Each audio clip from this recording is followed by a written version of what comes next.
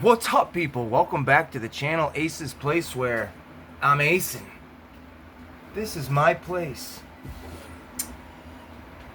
Today's little episode or little snippet is gonna be the Deadpool and Wolverine spoiler review. I'm just gonna jump right into it. Spoiler review. It's gonna be about 10 minutes long, so sit down, get a nice cold drink, get a little piece of candy or something to nibble on, and let's get into it. And I'm also going to do a Lego set. You know, not the whole thing, but we'll build it in the 10 minutes that it takes to talk about this movie. See how far we get. This is brand new. This is set 76289. 289. Thor Burst Surtur construction set. I always think that's a very weird way to label it, a construction set. We know it's a construction set. We construct it. The back of it. It's pretty cool. I don't have a Deadpool set. I wish I had the Wolverine set with the helicopter with Deadpool and Magneto in it. I never got it. I don't know if I ever even saw it on the shelves. And if you notice in the background, I don't know if I'll get in trouble for playing this. I don't know the rules of YouTube. But that is X-Men. That's the original X-Men. That's not even on Disney Plus. That's my own personal collection.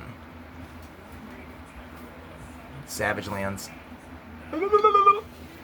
So let's get into it. Deadpool and Wolverine. We have all been waiting for this movie, right? At least anybody that's watching this has been waiting for it.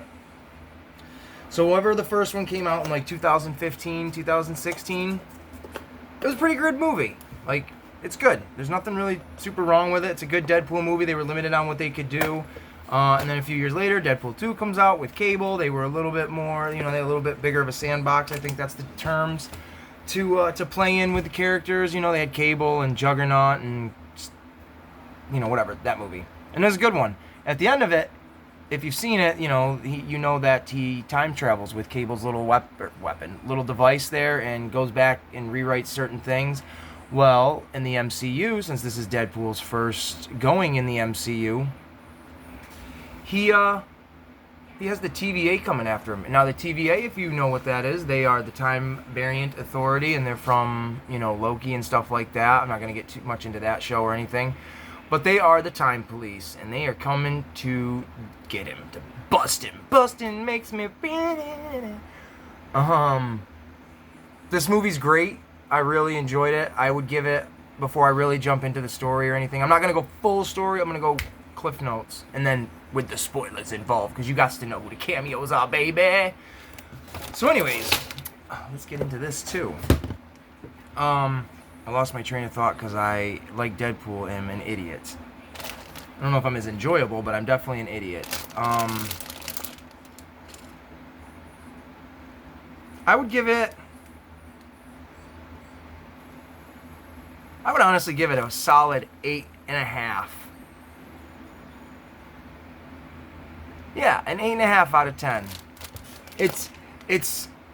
It feels like Fox's version of Endgame, where everybody came together to help, whereas No Way Home felt kind of like Sony's version of Endgame, where it was all the Spider-Mans coming to, you know, help. So I give it a good 8.5 out of 10 for Deadpool and Wolverine. It was great to see Hugh Jackman come back. Everybody knows he came back. He's in the trailers. I don't know what the trailer showed, to be honest with you. I only saw the first one where they barely showed Hugh Jackman. So I don't know what they showed in the trailers, but from what I've been told, it was quite a bit that was actually in the movie. Like Daphne Keane, X-23, she was actually in the trailers. That's mind-blowing. I thought it was awesome when she showed up. So Deadpool's doing his thing. The TVA comes and looks for him and is like, you're coming with us, suck a neck. So he goes back with the TVA. They offer him this deal of being like, hey, we know you want to be part of the Avengers. So to do that, you got to do something for us. And you know how that goes. Double-crossing, crisscrossing, applesaucing, baby bossing. Nah, we'll leave it at that. People getting double-crossed. Real quick, amazing opening scene. I'm not a Backstreet Boys. I think it's NSYNC. I don't know which one it was. I don't know.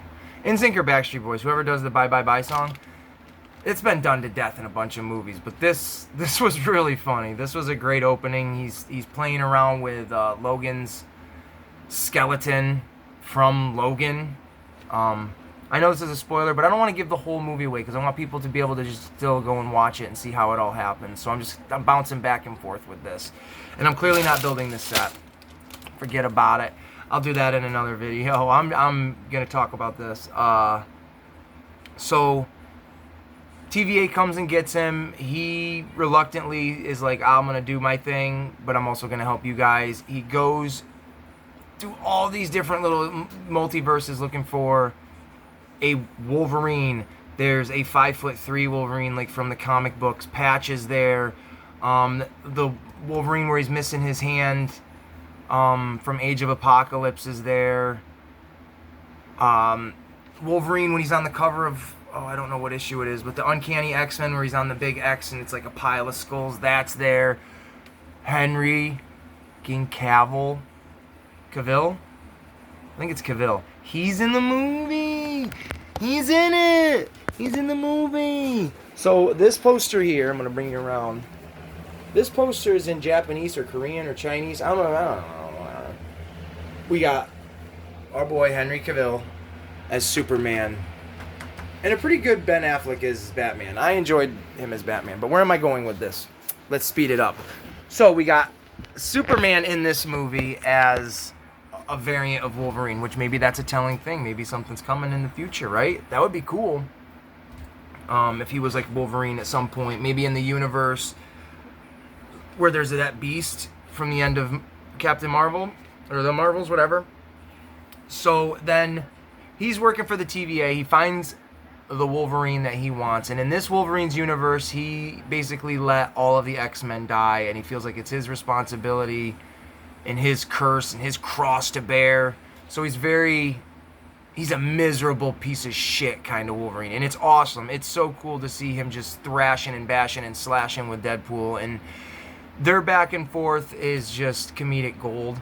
I thought I would get sick of it really quick, but I was genuinely like, okay, if we got 3 more of these and we got a sixology or whatever the frick 6 movies would be, I will be down for that. Quick things I want to mention that before I forget. They showed a scene to Deadpool in the TVA of Thor, Chris Hemsworth, holding Deadpool's head like he was dying. Now, I quickly thought, I was like, oh, cool, that's like a different universe for like Thor Dark World. But then started to really think about it, and it's like, wait a minute. There was real no big MCU connections here other than like the TVA being in the movie. Maybe that's a scene from Secret Wars, or that's the only one I can think of, where Deadpool and Thor are like, Deadpool, you're an idiot, and Deadpool's like, I know, I'm an idiot, and then he dies. I don't know. I think that would be just kind of cool. I'm calling it now, suckers. They showed a scene with Captain America and Deadpool saluting him and stuff. So then, Deadpool and Wolverine, they get sucked into the void, which is part of Loki. And while they're in the void, that's where they come across all the cameos. Now, they're basically there to stop Cassandra Nova, who is Charles Xavier's sister, and they get separated at one point. I don't know what the full story is in this movie other than Xavier, and she knows of Xavier, but Xavier never knew of her. I'd have to go back and watch the movie. I've only seen it the one time, but yeah, there you go. She's like she is the big bad of the movie, and she runs this Mad Max theme park of a world called the Void. Her base of operations is a giant man, and he's dead, and he's literally like, this is how he's positioned, and inside of here is like their city, and then his head opens up, and it's crazy. But we see Taylor Mane come back as Sabretooth, which, come on, justice for him. He gets his head cut off so freaking quick. It's so lame. I'm not even going to sugarcoat it. It's lame. That sucked. I took my daughter to meet Tyler Mane, I don't know, a handful of years ago, because he was Michael Myers in the Rob Zombie movie, so I wanted to meet him because of that and because of him being the original Sabretooth. They showed Toad. I don't know if it was Ray Park as Toad, but Toad was there. It looked like the Russian was there. Lady Deathstrike with the metal fingers was there at one point. Pyro from the X2 and X3, he was there. That was really cool. He got a lot of screen time, which is good for him. I think I just said Juggernaut. Not Vinnie Jones as Juggernaut, but basically was Vinnie Jones's Juggernaut. At one point, well, not at one point, but at a point in the movie, Deadpool and Wolverine, while they're in the void, they come across, the bad guys, and who comes in to save the day? Well, none other than Chris Evans. Oh my God, he was Johnny Storm. He was Johnny Storm from the Tim Story, freaking Fantastic Four. Holy shit, when he said flame on, I was like, fuck yeah, flame on, let's go. It was awesome. It was fantastic. And yes, pun intended, and if you don't like it, then get the F out. WWF, now you know, right? It was awesome to see him wearing the four. I saw those movies in theaters. I've seen I don't think all the X-Men movies, but I would say like 70% of the X-Men movies in theaters. To see that was really cool. I got to start speeding up. I'm past that 10-minute mark. So he comes in to try to save the day, but they all get captured. They get brought to Cassandra Nova's place. Johnny Storm and Deadpool have this hysterical back and forth banter. It gets him completely stripped naked of his skins and melted or whatever. That was pretty gruesome to see heroes get just destroyed like that. And then I forget how it happens, but Deadpool and Wolverine get out of that situation, and then they find themselves with Jennifer Garner's Elektra, X-23 Daphne Keene, Channing Tatum's Gambit. Man, that dude was supposed to be Gambit in an X-Men movie a long time ago, and it never ever came about. So to see him come in this and play Gambit was awesome. His character version of it was great. It was funny. I loved it. To see him using the cards and sticking them in people and then being like 3, 2, 1, boom, and then they all exploded, and I love that energy stuff, man. He is my favorite X-Man. To see Gambit come to life, and then the big cheese, the best of them all, fucking Blade. Wesley Snipes' Blade. Motherfucker's always trying to ice skate uphill. Ooh, I messed it up. We'll leave it in. That was super badass. That's my favorite part of the whole movie. Anything with Blade, anything to do with Blade. They kick ass. They have an awesome fight scene, unlike in Doctor Strange where all the cameos just die 1, 2, 3. These motherfuckers go out. They go out. I'm telling you, they go out, and it was awesome. Wolverine and Deadpool get to Cassandra. They stop her plot. They get back to Earth. They get back to whatever multiverse they're in. I don't even remember. They fight a whole bunch of Deadpools, like 130 of them. Nice Pool says. I'll leave all that stuff for the funness of it if you go and watch it and whatever. I don't know. I'm kind of running out of steam on this one. I came in hot. It was just an awesome movie. They get to the end, and one of them has to sacrifice themselves. I thought Hugh Jackman's Wolverine was gonna die, and we'll leave it at that, right?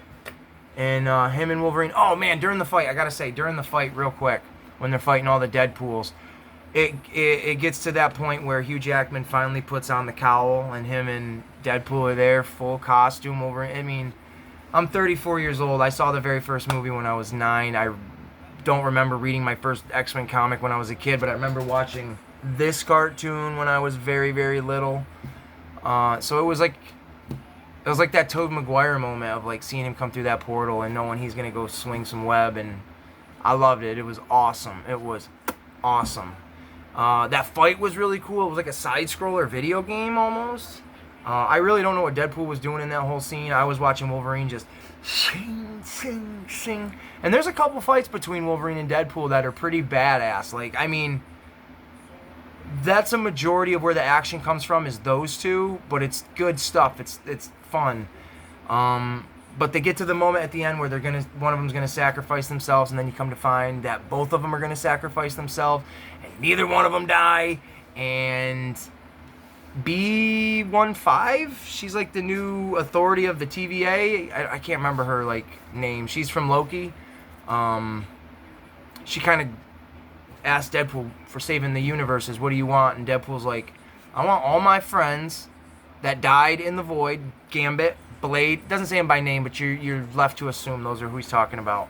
To everybody come back, And basically, and then him and Wolverine are like, why don't you come live with me, Wolvie? You'll come live with me. So the end of the movie is all of Deadpool's homeboys, except for Cable, Domino, and T.J. Miller. Those three are not in this movie at all. There's references to Cable a bunch of times. No references to Domino, and absolutely zero references to T.J. Miller. But they're all sitting around a table. You know, that typical dysfunctional family, but we love each other. And Wolverine's there. Daphne Keane is there. Even people from Deadpool 2. Shatterstar is there. I don't know if there was any other members. Peter is there. Peter Poole. That's cool. And then the movie just wraps with the whole family together. And there's really no big cliffhanger of like, hey, see you in the next MCU movie. See you in this or this or that. So it's left literally, that could be a bookend. That literally could be the ending of the Deadpool in that universe. And now we get a new one for the Disney. No idea. But the end credit was, at one point, what got Johnny killed was Deadpool was lying and telling Cassandra Nova, oh my God, this guy Johnny, he's got a potty mouth. He was saying all these horrible things about you. And it pissed her off and she killed him. Well, Deadpool's like, at the end of it, he's like, man, everybody's saying I got Johnny killed. And, you know, behind him is a bunch of TVs and TVA.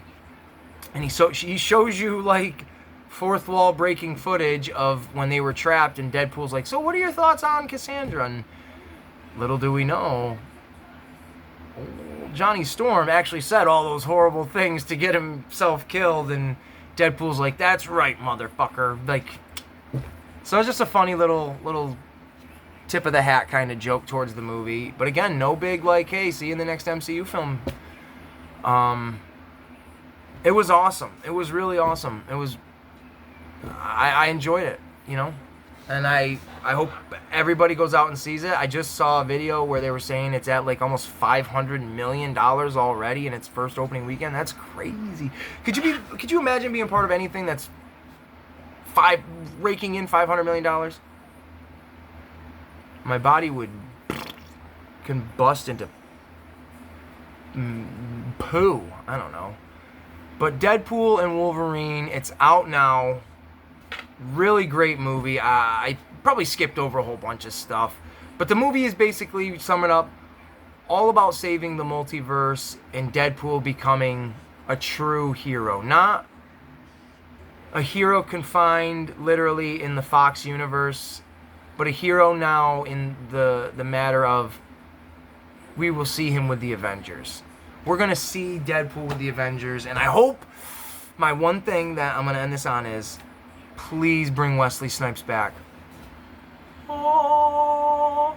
There's been two things in the movie universe that I have put out there and they have literally come to fruition. Years ago in like 2013, I remember talking to a buddy, 2014, talking to a buddy about Spider-Man movies, and I was always saying Michael Keaton would be an amazing Adrian Toomes. Boom, it happened. Before the multiverse thing happened with Spider-Man, I remember saying they should take two villains from the Tobey universe, two villains from the Holland universe, two villains from the Andrew Garfield universe, put them together, there's your Sinister Six, bring in the Spider-Mans. That basically happened in the Spider-Man No Way Home. So please bring back Wesley Snipes. That dude looks so badass with his white goatee, the white in his hair. I absolutely loved it. That's it. That's all I got. That's all I got. That movie was great. I'm going to change my 8.5 to a 9.1. Fight me. Fight me if you don't like that score. I love it. It was a fantastic movie. Deadpool, Wolverine. Did you guys see it? If so, what'd you think? Leave your comments down below. Like, subscribe, and we'll see you guys in the very next video.